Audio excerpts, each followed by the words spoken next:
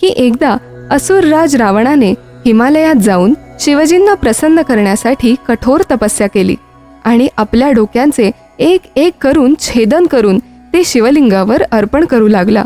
तेव्हा शिवजी प्रसन्न होऊन प्रकट झाले। त्यांनी रावणाची 10 डोकी पूर्ववत केली आणि त्याला वरदान मागण्यास सांगितले।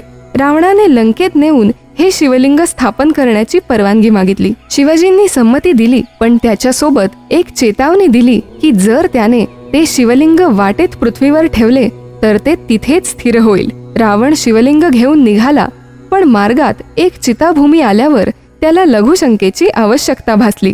त्यामुळे त्याने ते लिंग बैजू नावाच्या अहिर गवळ्याच्या हाती सोपवले आणि स्वतः लघुशंकेसाठी गेला। परंतु बैजू अहिराला ते शिवलिंग फार जड वाटू लागले आणि त्याने ते जमिनीवर ठेवले। तेव्हापासून ते तिथेच स्थिर झाले। रावण परत आल्यावर ते उचलण्यासाठी पूर्ण ताकद लावूनही ते हलवू शकला नाही। निराश होऊन त्याने त्या मूर्तीवर आपला अंगठा गडवून लंकेस परत गेला। त्यानंतर ब्रह्मा, विष्णू आणि अन्य देवता तेथे आले आणि त्यांनी त्या शिवलिंगाची पूजा केली।